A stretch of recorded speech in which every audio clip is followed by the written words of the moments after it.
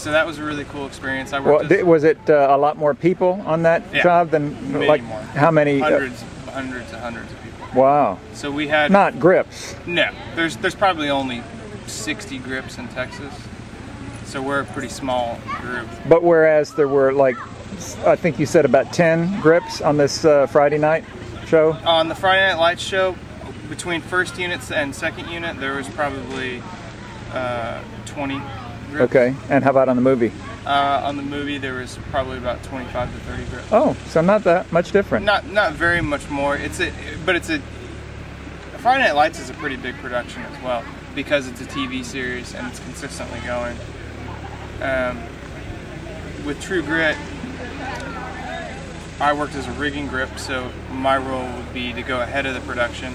I worked on the set for 2 or 3 days as well. But as a rigging grip, I would go ahead. So we went to the Austin power plant, and they were creating this cave scene. And the only building that they could do it in was the old Austin power plant, because it has these big caverns where the turbines used to be above ground, and then it has an 80-foot ceiling or whatever past the regular ground level. So the art department and set construction came in and built a huge cave. I guess there's a snake pit that somebody falls in, and we came in after the set construction and we made sure everything was safe and secure, and we did our rigging up to the top of the cave, which is probably 80 or 90 feet above the bottom floor, and then above that we put an ultra bounce, a 40 by 60 ultra bounce, which is it's a way to deflect light, which again the grips do shading, so that would become our responsibility.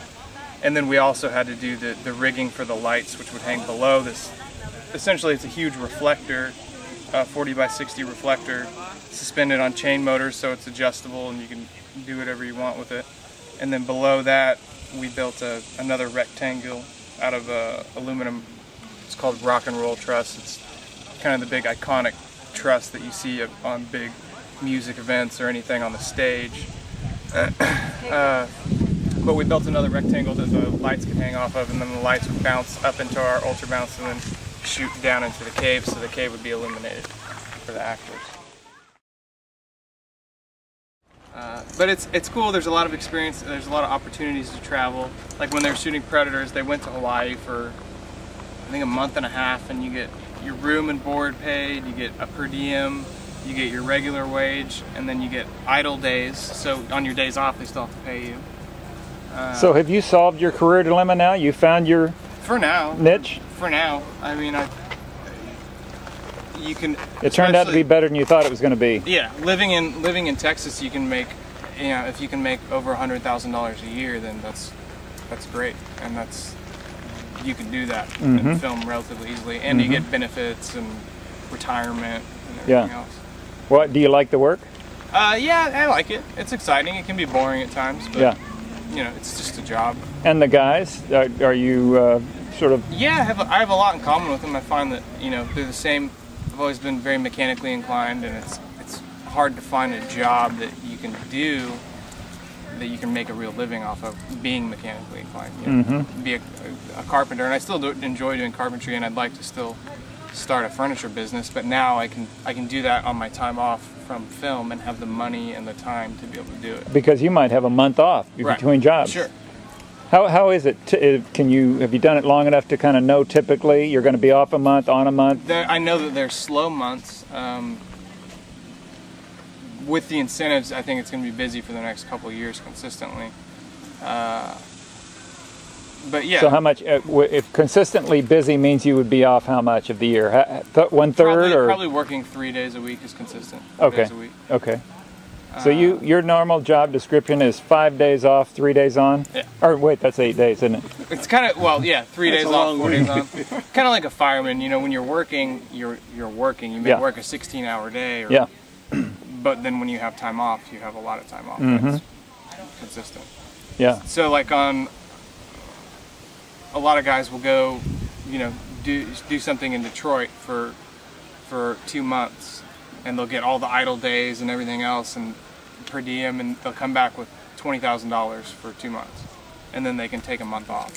and pick up a commercial here and there just for pocket money, and then they can go back or do something here. But it gives you an opportunity to be able to be sporadic. If you want to go on vacation, you can work and then go on vacation and then come back. Is it basically a young man's world?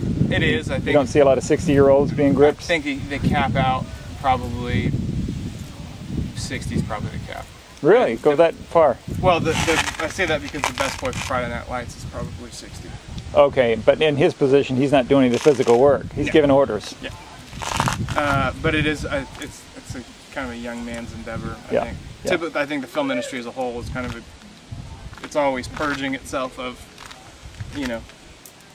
anybody that's people our age. Old, I guess. We have to reinvent ourselves. It's true. We get pushed out. So do all the women like you because you're in the movie business? I don't know. Depends on who this is going to be seen by. Yeah. So what your answer is? It's kind of a glamorous thing, but it's really not. Once you're actually working, it becomes not glamorous like you imagine it is. Yeah. It has its moments where it's fun and But yeah, you have a lot of names you can drop. Yeah. Kind of the the immunity that you get working in the film industry is kind of fun and amusing. You can go, if you're working on a show, you can park your car in the fire zone in front of the Capitol, and the police are, "Hi, nice to meet you." They're excited to have you. Yeah. And it's so that's kind of exciting. Yeah. And there's little perks here and there. You get like half off at the movie theater and various other things like that, which makes it fun. Get to go to premieres that you've worked on before they come out. I think it's really cool that your brother and brother-in-law are both in it too. Yeah, well, I hope that it works out for Terrence, and I think it's a good opportunity for all of us to be able to work together. Yeah. And you can kind of corner a market if you have a group of people that you work with consistently, which is hopefully going to be the end goal. Is we can kind of take over this market with my brother's experience and Terrence and I's willingness to work to make it happen. Mm-hmm. So, Eric, do you have to be out making calls to get, or they just find you? Yeah. Once you get into the union, then there's a union roster. And so then you don't once have to do anything to find jobs. People just call. Well, he was saying he updates his CV on the IMDb. Right. So there's that too. You do that, okay. But I mean, that really the IMDb only counts for production people.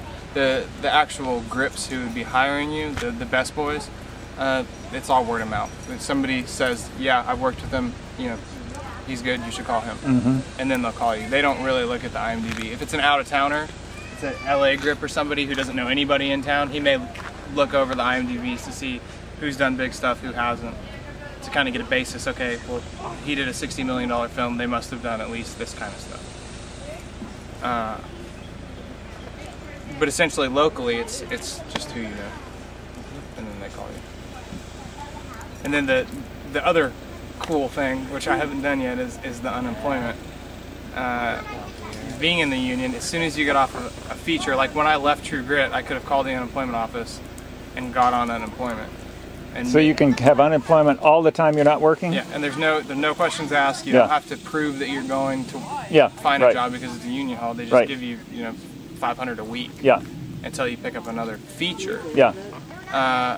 And you can still do commercials in the meantime. So I can be collecting $500 a week and then doing commercials that are $500 a day and still get the unemployment. I wouldn't do that, but really, why not? Well, I don't need it. You mean you got all the money you need? For now. Well, you could give it to me.